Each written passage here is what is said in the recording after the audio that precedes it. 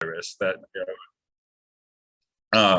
ever heard of until 8 months before.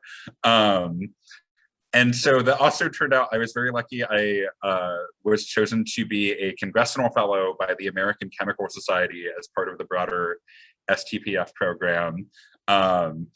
And I got to work in the office of Senator Tina Smith. She's a senator from Minnesota.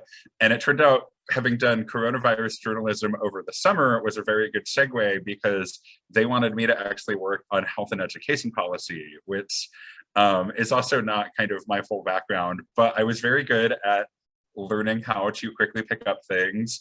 And also because of advocacy work I had done in graduate school, I was interested in working on some of the higher education things they wanted to do in the office.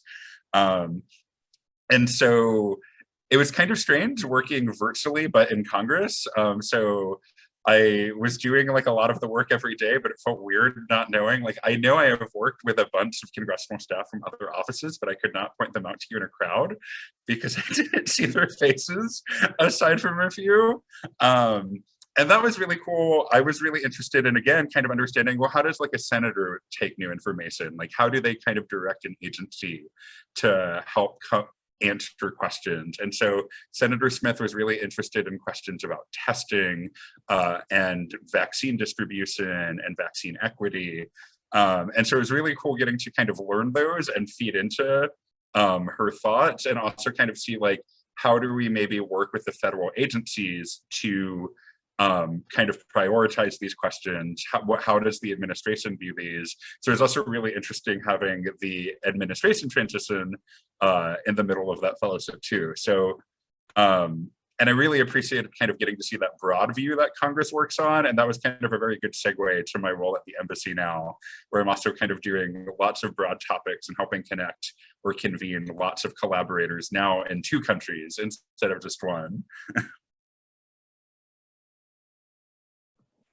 That all sounds like such a cool experience, and very interesting to hear how you transitioned between topics throughout your different fellowships and now your position at the embassy. So Stephen, would you mind going next? Sure, yeah. So first of all, I mean, it's really great that you guys have this group. So I was a PhD student at UPenn in Gundi Ertl's lab, and then I did my postdoc for 2 years in Drew Weissman's lab. So for the first year of my postdoc, I was planning on staying in academia. Then a few things happened, but the main thing was that I had a daughter born, and my wife was also a graduate student. And then it was just the schedules weren't really working out. And I knew somebody that worked at NIH, so I reached out to them about how did they get into it. And they pointed out there are a lot of different fellowships. And I spoke to Career Services also, and I think Joseph Barber is his name. And he mentioned you could apply for this Presidential Management Fellowship, and looked into it, and it seemed like it was interesting to me. And I think the main thing was I wasn't sure that I wanted to go there, to go outside of academia, but this required really just a online assessment, a few forms you had to fill out and submit, and then after you just wait and see what happens. So I'm not even sure what they do to select people. They've never given me feedback, but I ended up being selected, and what that basically gives you is the opportunity to apply for government jobs that are specific to PMFs. So you have to do another step where you're looking to see if a particular job is going to be posted. And once it's posted, you apply to it, and then you go through an interview, and then if they like you, then they select you. So I ended up being lucky, because there was an opening at NIEHS, which is part of NIH. It's located in Raleigh, North Carolina. So Matthew, yeah. So and my family is in Raleigh, so it kind of worked out really well. So I applied there, and I ended up getting selected. And what I did at that position was really looking at the extramural, so all the grants that are coming in, trying to figure out if we can look at the publications to highlight some of the impacts, so that if Congress asks for what's going on with the taxpayer money, you can give them some nice stories. Analyzing the programs to see if the money that were being put in is actually giving something out, a good return on investment. I would read over all the applications that came into NIEHS and assign them to the correct program officer so they could kind of oversee it as it goes through review and all those kinds of things. And my supervisor was really great because she also allowed me to do new things. So like some data science projects, developing a machine learning algorithm with Oak Ridge National Laboratory. So I'm not a data scientist, but I was able to kind of learn some of those skills and move that project along and get something that would actually help with some of the processes that we were doing. Another nice thing about the PMF program is you have to rotate at another, you have to rotate at another office for 4 to 6 months. So it's like a detail. I chose the EPA, and the EPA is also in North Carolina. So it's like right across the pond from NIEHS, but they do a lot of more of the regulatory stuff. So that was a different experience. And the other thing that I wanted to mention is the work that I was doing was quantitative, which I was more familiar with, but also a lot of qualitative stuff. So whether it be just listening sessions with some grantees and helping them to kind of structure the way that they should be doing their research, and not just like, not actual like scientific researchers, but people who are, you know, community activists, et cetera, and just helping them develop some of those programs. So I think that was good because I was able to develop skills that I didn't have before and I'd never had. And it's very difficult for me, so I'm not familiar with that, but it was a challenge and I was able to kind of gain those skills, which really helped me out. And so I was doing that until like 3 months ago. And 3 months ago, I transitioned to another position it's still at NIEHS, but instead of the extramural, it's the intramural. So there are scientists that are working within the buildings here.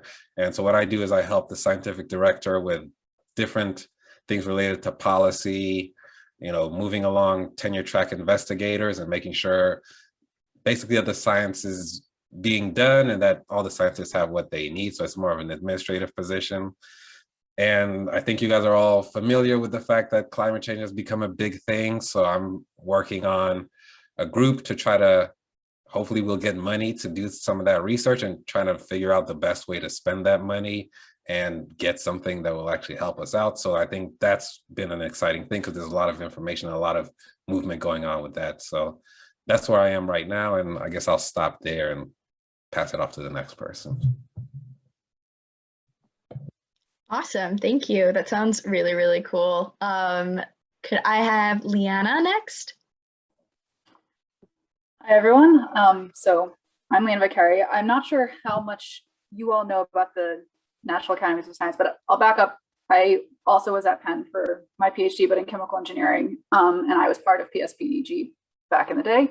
And I went on to do the Mirzayan Fellowship right after my little bit of postdoc in my PhD lab, and then spent the time in DC. But the Mirzayan Fellowship is at the National Academies as well. And we're a nonprofit organization that provides nonpartisan advice to government mainly, and sometimes we take money from foundations and industry as well, to do consensus studies on different topics of interest. And when I did the Mirzayan Fellowship, I was on the Ocean Studies Board because work that they were doing at the time was somewhat related to my PhD on interfacial science and dispersants use in oil spills. And then I briefly after that went to an ocean science advocacy organization. And then after that, I had a little bit of a shift in direction and I went to the New Jersey Eagleton Science and Politics Fellowship and was placed at the New Jersey Department of Transportation. And I was working on climate resilience there, which is a little bit closer to home of my interests. And then I've gone back to the National Academies on the board on chemical science and technology. And I'm a program officer there where I help direct and support consensus studies on different topics like the future of chemical engineering, chemical economy, supporting a new one on carbon utilization, infrastructure, and markets. So it's been a little bit of a meandering path, but I think the Mirzayan Fellowship is only a 4-month thing, 3 or 4 months, and it helped solidify my interest in doing science policy, being part of those conversations and saying, this is the kind of work that I want to be in, and did set me up for coming back to the academies last year.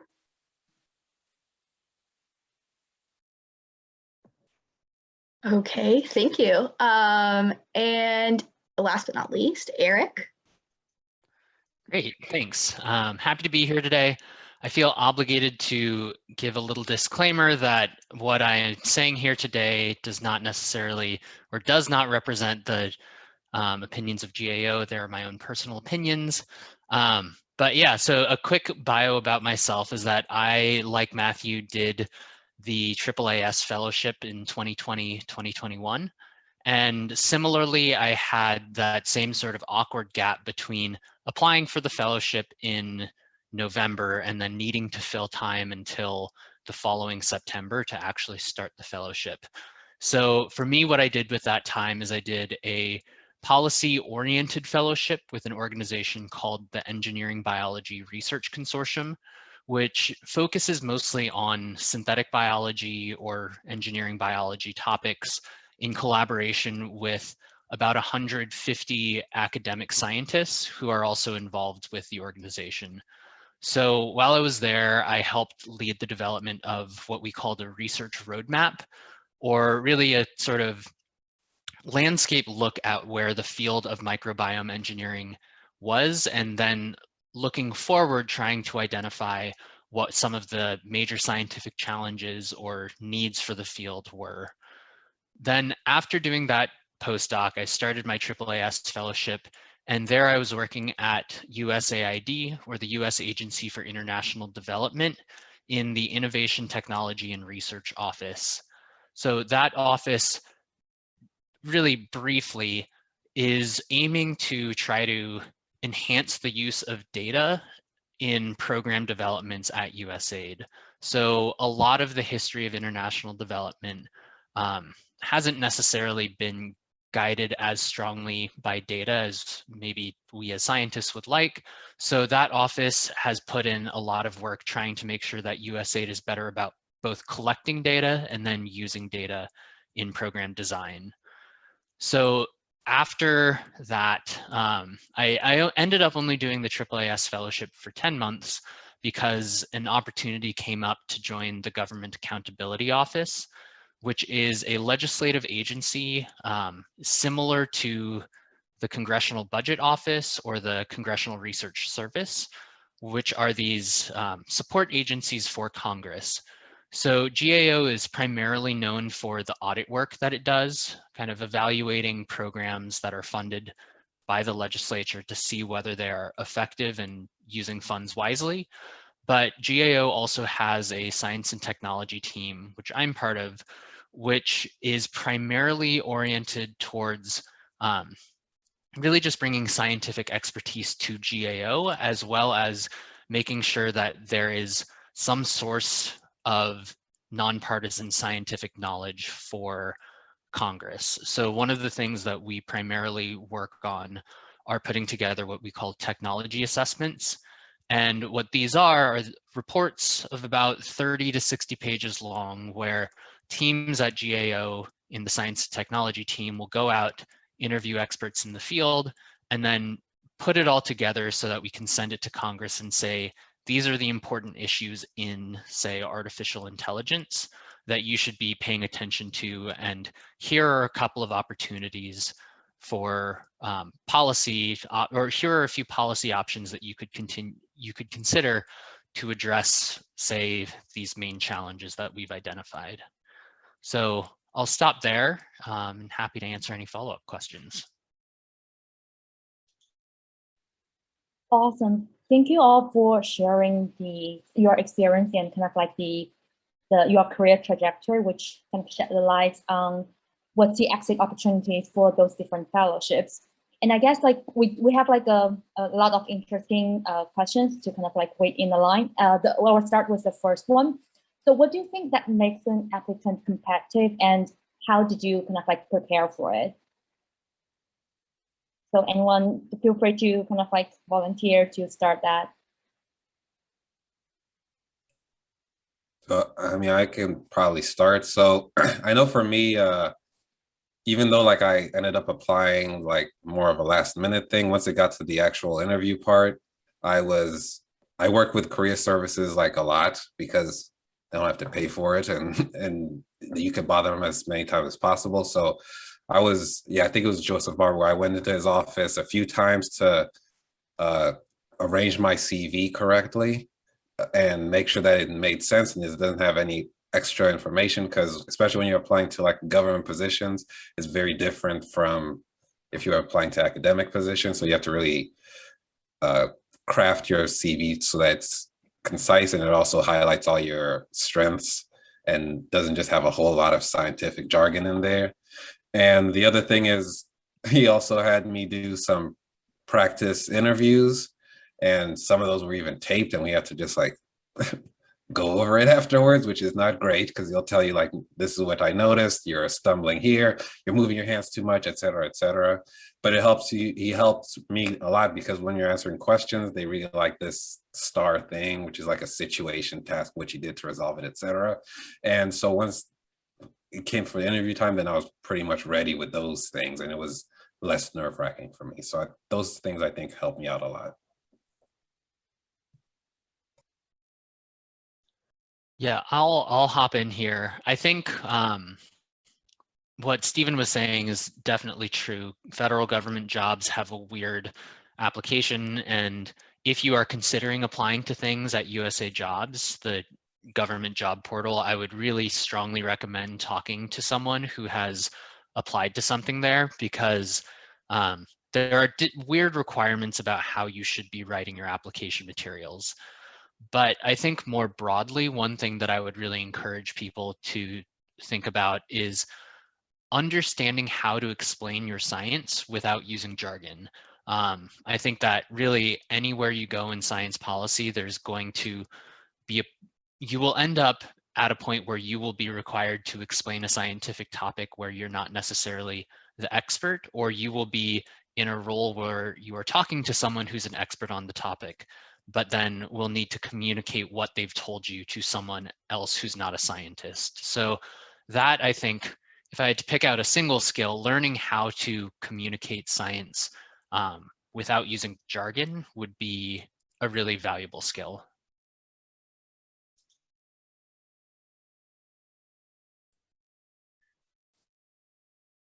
So I think one way to stand out is like, I think sometimes people, especially for the fellowships, get concerned on like, oh, like, do I need to already have government experience? And you really don't. Like the whole point of these fellowships is they're meant to kind of be like a transition or a way to like dip your toe into another kind of career on the assumption that you've probably only really done scientific training, or you're like looking to this to be like a launch off point after a PhD or graduate degree.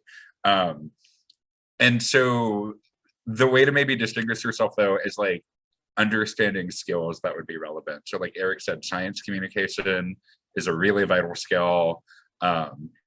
If you can show things like you've done lots of work with like a lot of stakeholders, maybe that was in like a science policy group, maybe that was in something like student government, maybe that was just in any like extracurricular you've been in, where you've just had to like handle a lot of things, and you've had like maybe both internally or externally. So like lots of things can be like policy without working in government itself. Or if you've done maybe you've done lots of like DEI work, a lot of that is very policy related, even if it's just at your university, that's still often affected by like government policies.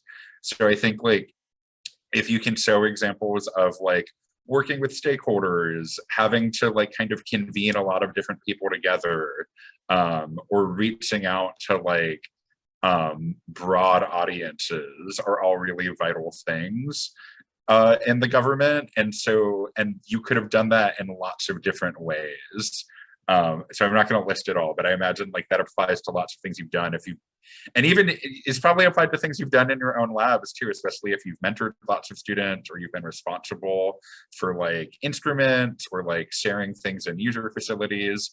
There's a lot of transferable skills that are relevant to policy, even if you didn't do it specifically in a policy environment. I also want to say, don't discount the amount of luck there can be sometimes, because, you know, a lot of people have been involved in, like I was PSPDG's treasurer as well as for the graduate student engineering group. But I think the specific project that the Ocean Studies Board was looking for a Mirzayan Fellow that year happened to be a pretty good fit with my scientific background. And I think so on top of that, it might have bumped me up a little bit. So I think, you know, not to be discouraging, but there's an element of it that's a little bit out of your control, even if you have been amazing and super involved in all these activities and can sell yourself really well. Awesome. That actually segues really perfectly into my next question, which is a fellowship alone enough to springboard you into policy work? Like, is there other things that we as graduate students now, or even in the near future, if we graduate or postdocs, could be doing to kind of make a better application, I guess, for lack of a better word? I mean, that's a little bit of a flip from the question I feel like I usually hear, where people say, is there a way to get into it without doing a fellowship? And I think it's not easy, but I think part of it is about networking like crazy. And I think the reason I'm back at the National Academies is because of the network that I maintained from having done the fellowship 4 years ago. And I think another thing that doing that fellowship really made me recognize is that networking is not difficult when it's something that I actually care about. To say that I was not as interested in the nitty-gritty of chemical engineering, but when I started talking to people about science policy and these bigger picture ideas, I found it way easier to ask questions and talk to somebody and be actually engaged. And I actually was literally on a science policy panel right before this.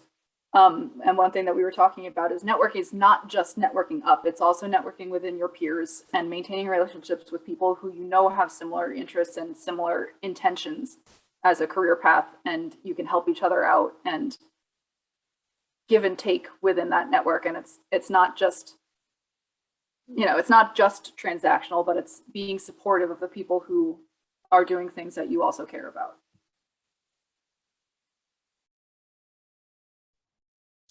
Yeah, I would echo Liana's comment that I think it's definitely not essential that you do a policy fellowship at, you know, prior to going into policy work. I think that there's, you know, panels like this, there are a lot of people who end up doing the policy fellowship route. I think because, in some part, because it's familiar to us as academics that, you know, you apply for fellowships and that's how you continue advancing in your career. But I think that I really want to encourage people to think outside of just the realm of policy fellowships, because there are certainly ways that you can do that, get into policy without having to compete with all of, you know, with everyone for a limited number of policy spots. I do feel obligated in some sense to put in a short plug for GAO. We have an internship program for both undergrads and graduate students, and a lot of the people who end up doing paid internships at GAO oftentimes end up kind of joining the agency after that, which is a nice round of, you know, workaround for doing one of these fellowships.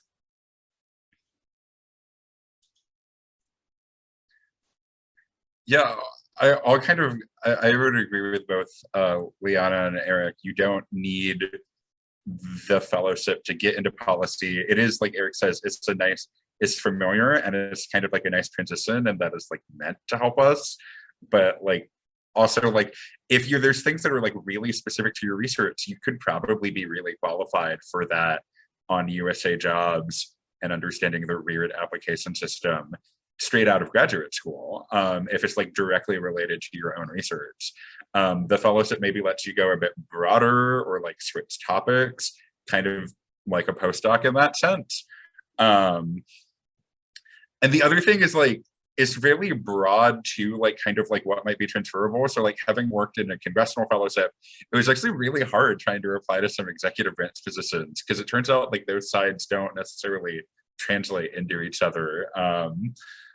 and so I was also, so I think it's like you can definitely find science policy jobs after all of these fellowships, but it will still be within the field. It might not be within like a specific sector or a specific agency. And so like, I did not go into the fellowship thinking, oh yeah, I definitely want the position I have right now. But when I saw the posting for it, and I actually knew the person who is now my boss was also a former congressional fellow, I was like, well, it's clearly a job I can do.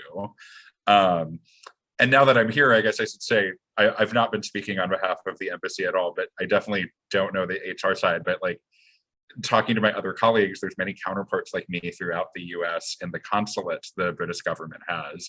And I didn't need a fellowship or a PhD to get my job, but it was a totally valid career path, because like coming in by doing the fellowship first, it meant I was able to come in straight from a PhD and just 1 year of government experience into this kind of position. Whereas other people, some of my other counterparts, have been working in policy for longer, but they didn't come in as like a relevant subject matter expert into that kind of policy. But having the PhD and having done like kind of some health and research policy made me a very good fit for my position now, even if I only had 1 year of professional policy experience.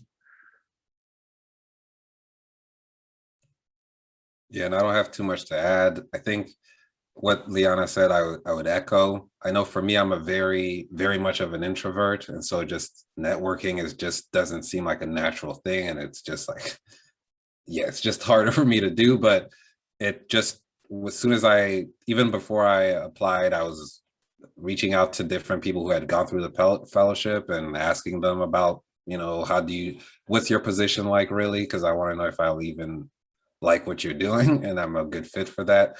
And just like any other tips or whatever about, maneuvering and trying to get to some of those positions.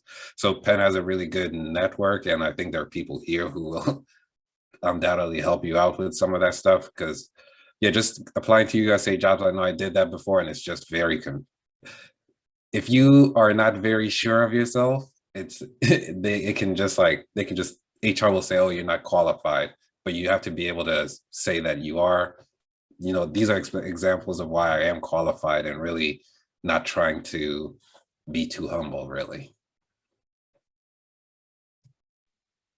Great. Thank you for sharing all the insights. And I think like all the advice are very valuable to our current student. So just kind of like a little bit more in depth in the whole kind of the fellowship experience. So what do you think like for the what are some things that you wish you had done, or like you had known before the fellowship, or like kind of like done differently in those past fellowships? Or maybe like on the other side, it's like what things you think you did it right and would encourage people to do the same, or try to kind of like think that way?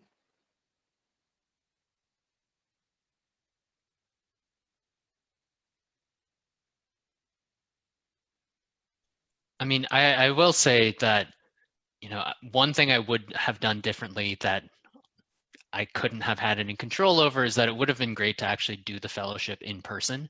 Matthew and I both did this during the pandemic. I actually am still living in Berkeley, where I did graduate school, and just kind of hopped between a number of different jobs where I just ended up logging into new accounts from the same desk. So I think that there is something that I missed out in that opportunity. At the same time, or I think one thing that I feel like I did okay with is that the Aaas Fellowship is a 1 or 2 year fellowship position. I feel pretty good about my decision to leave after 1 year. At the same time, it probably has something to do with working in the pandemic, but I think one thing that people sometimes forget is that the fellowship positions are really all designed to be transitions, and you're not, unless you go to a handful of agencies, you probably won't end up being hired for a permanent position at the agency where you're doing your fellowship.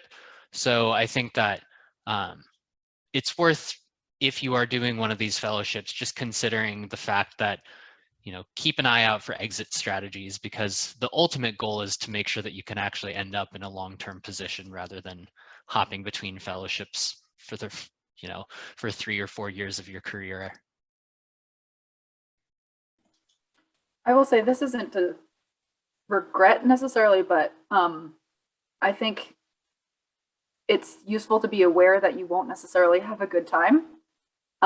So I did a state fellowship, and it was the first time that supervisor had it was the first year of the Science and Politics Fellowship for people with PhDs. They have an established program for graduate students. And so they were a little bit more interns rather than this Science and Politics Fellowship. So my particular supervisor didn't have a clear idea of what I was capable of and how I could help the office. And I did somewhat take on the task myself and decide that I'm going to be project managing this, and just gradually built up my own portfolio. But it also was a frustrating experience because reasonably, like, there were things that he didn't want to really relinquish control over, and there are things that, I just didn't agree with the way that he was doing things, and that's kind of the nature of the beast. But I think it's just something to not necessarily feel alone about, or something if you're in a situation where it seems like other people are just like swimming along in their placements. But it's also pretty valuable experience in learning how to deal with people who won't necessarily just say, oh, you're being rational, that means that's a good idea, and move on with your day. But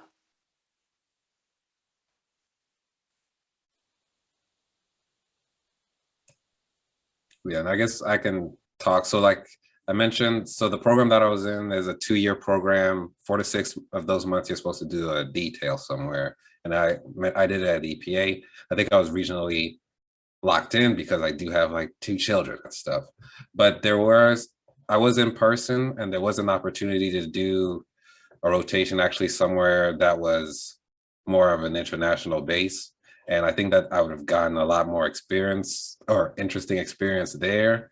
It's just like the amount of paperwork that it would have taken to actually get there was just, it seemed like it was just not worth it to me. So I ended up not doing that. So I still had a good experience at the EPA, but I think I was more comfortable there.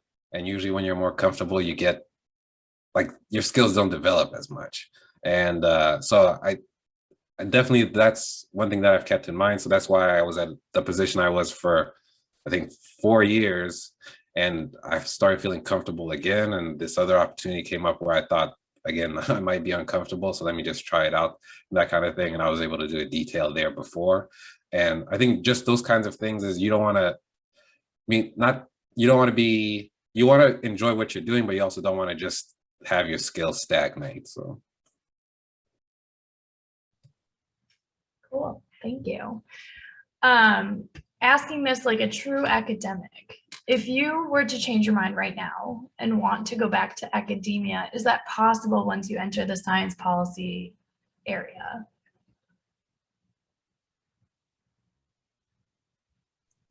I guess I have like a question about that question. Is the idea like going back to I guess maybe a few questions. One, is it like going back to academia after the fellowships? And then is it also going back to academia to do science policy, or going back in academia to do like go back into your original trained field, but with someone who now has a science policy experience? I guess kind of all of the above. Like if you either were to complete the fellowship and then decide you wanted to go be a professor, or even get a job in science policy, decide it's not for you. And then I guess the question is, how transferable is that? Because I know there's a stigma against going to industry and then coming back to academia. So I would say that it's just like with anything, I think it's more difficult to go back for a few reasons. So yeah, there have been people who have not liked the policy part of it, and then they've gone back to academia. But then, so one of the things that my fellowship does is you go in at a certain GS level, that's how much money you're making. Every year you go to another level until the year's end. And so by the end of that, you're making a good amount of money, at least to me. And then if you're going to go back into academia, you're going to take a severe pay cut, and you're going to be probably working even longer hours and that kind of thing. But again, it's 2 years. So like my wife she's doing her postdoc right now. I know the person she was working with at a postdoc. It would not have been difficult for me to go find another postdoc at Duke and work on something that I was interested in. It's only been 2 years. There were still some publications that came out while I was away. So you could still do it. It's just the feasibility of it, I think, is a little bit, that's where it's like, I don't know. And one other thing is here, I was given the opportunity to go back and do some bench work if I wanted to. So you could always ask for some of those opportunities if you want to keep some of those skills fresh. I just never did. And I don't think I ever will, so. Slightly differently, one of the fellows in the year after mine, for Eagleton, she's actually a professor and took sabbatical to do the fellowship and is going back. Yeah, and I think it also depends on what exactly you mean by going back to academia, because I think that going back to run a lab is also a very different type of role than many of the academic administration positions, where I think that people who do policy work are really far more qualified than your general academic to, say, work in university administration, to do things that support research.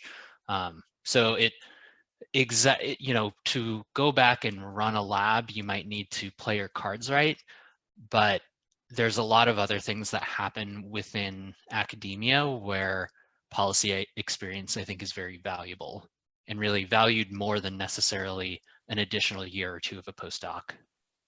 I'll just interject here that there's a PSPDG, maybe he was founder, Chris Yarosh, and he's back at last I checked, he was back at Penn doing an admin job.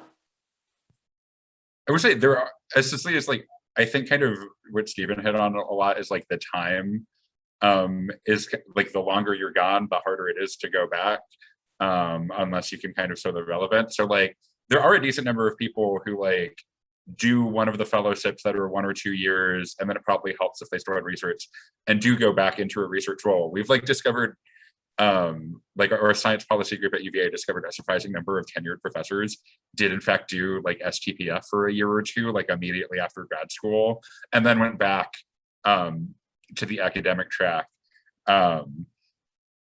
So, and at AAAS and lots of like the scientific fellowship organizations consider it a win, because it's also like your typical academic doesn't have a strong understanding of like how they can help policymakers.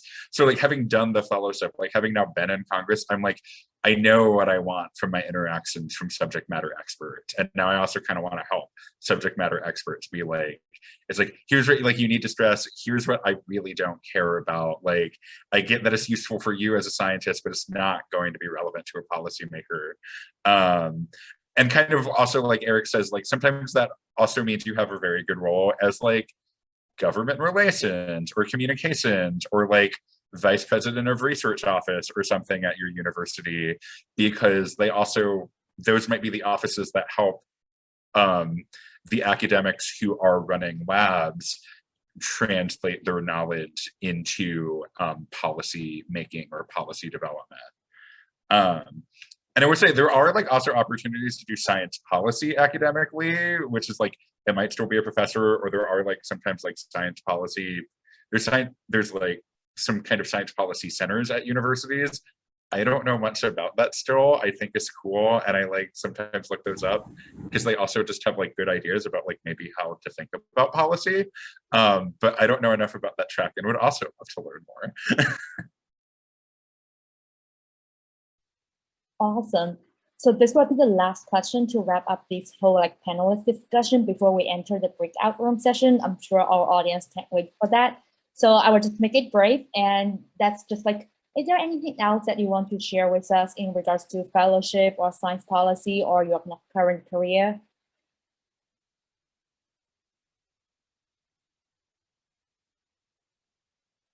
I guess one thing I'll just say generally, I don't know if there's like another thing closing out with the breakouts, is applying to science policy fellowships can feel like very confusing and opaque. And one thing to realize with that though is like so many people who applied to science policy fellowships and do them were helped along by like people who did it in the past. And so like generally like lots of science policy fellows alum are very like eager to pay it forward and help future like fellow applicants like understand how to apply and like maybe talk about the application. So like when I got the offer for both congressional and executive, and I was like, oh man, I wasn't expecting that. And I ended up talking to like a bunch of people I didn't really know in like 4 days to kind of choose which fellowship I wanted to do, because they were all like really eager to be like, oh, that's really cool. Like, yeah, I'd be happy to talk about my experience in Congress or my experience in like the National Science Foundation. So don't be afraid to reach out if you just see them on like social media or LinkedIn. I was going to say the same thing, that not specifically about people who've done science policy fellowships, but in general, I think I said before that Mirzan, they really wanted us to work on the networking, and people just were so willing to help out and talk. And I don't think I said it in this group that, you know, a way to keep moving forward is to ask them who they think they should talk to if they're interested in this, because even if you're not interested in the same genre of science policy, they might know people in similar fields, in similar positions in different fields.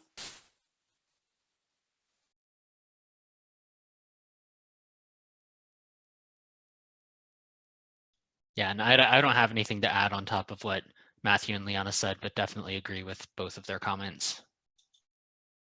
Yeah, same for me. All right, awesome. This has been a great discussion so far. We would love to pause for just 1 minute to let Stefan Peterson talk, and then we'll go to our breakout rooms. To introduce Stefan, he is working on a working group with PSPDG that is hoping to establish a statewide science policy fellowship in the state of Pennsylvania.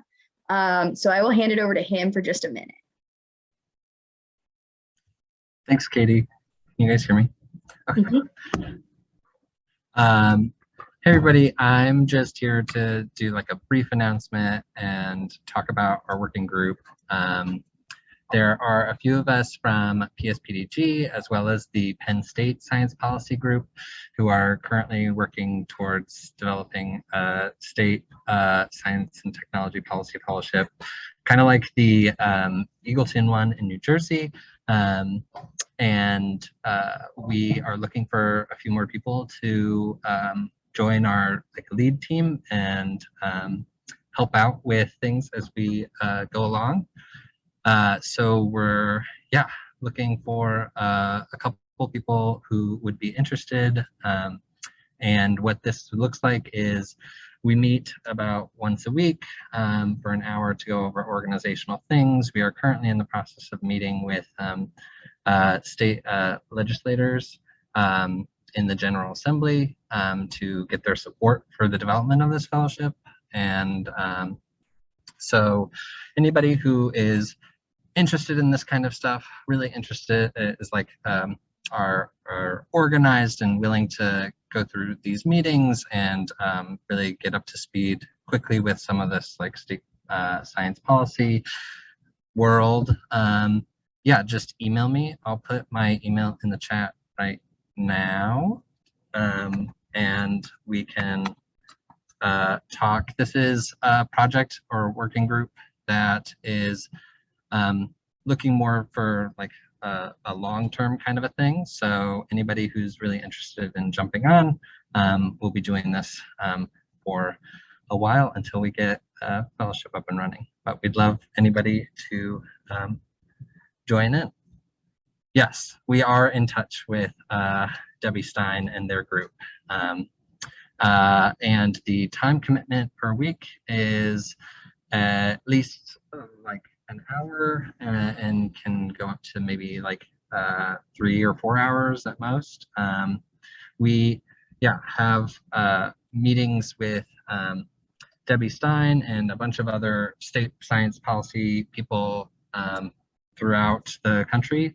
and have been in contact with Matt through NSPN and yeah, a bunch of groups and people. So it's another great way to network, as people said before, and just a very exciting project. If anybody wants to hop on, sorry, I'm still typing my very long Penn Medicine email.